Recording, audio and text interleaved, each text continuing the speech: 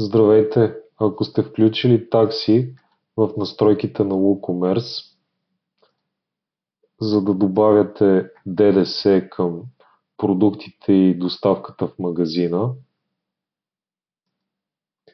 и използвате WooCommerce версия 9.7 или по-нова, е необходимо да обновите нашите плагини за доставка секунд до версия 1.6.9 и за доставка с Speedy до версия 0.5.5.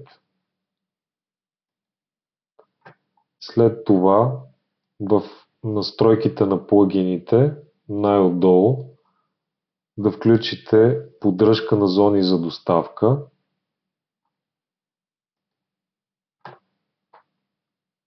След това да създадете зона за доставка България или зона за доставка за държавите, до които доставяте, и в нея да добавите методите за доставка.